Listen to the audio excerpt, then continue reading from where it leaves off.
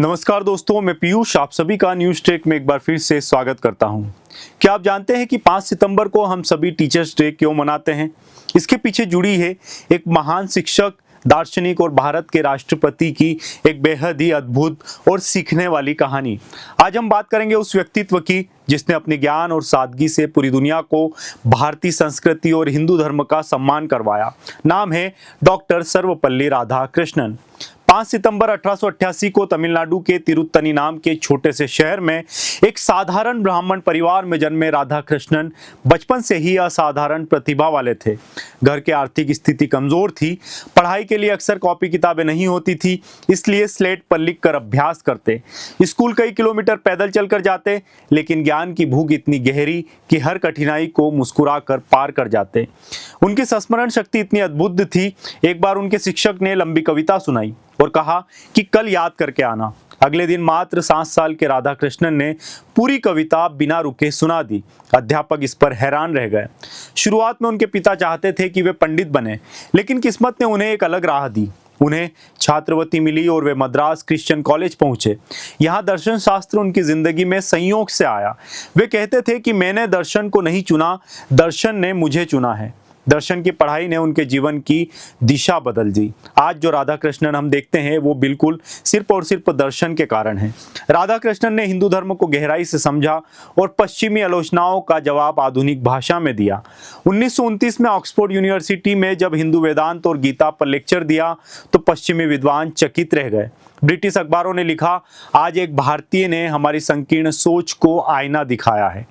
उनका शिक्षण करियर बेहद शानदार रहा। उन्होंने Mysore university, Calcutta university, Oxford जैसी प्रतिष्ठित जगहों पर पढ़ाया। वे पहले भारतीय थे जिन्हें ऑक्सफोर्ड में Spalding chair of eastern religion and ethics जैसा बड़ा पद मिला। शिक्षा के साथ साथ उन्होंने प्रशासनिक भूमिकाएं भी निभाई। आंध्र यूनिवर्सिटी और बनारस हिंदू यूनिवर्सिटी के कुलपति रहे। बीएचयू में जब वित्तीय संकट आया तो उन्होंने अपनी निजी बचत जो है वो दान कर दी। 1949 से 1952 तक वे सोवियत संघ में भारत के राजदूत रहे। यहाँ उनकी दिलचस्प मुलाकात जोसेफ स्टालिन से हुई। बातचीत के दौरान उन्होंने स्टालिन के गाल पर हल्की सी थपकी देते हुए कहा, जोसेफ याद रखना, रूस में भी एक जार हुआ करता था, इंसानियत को कभी भी मत भूलना।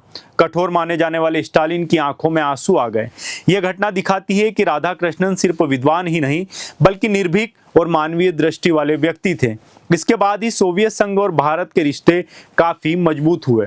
1952 में वे भारत के पहले उपराष्ट्रपति बने और 1962 में देश के दूसरे राष्ट्रपति।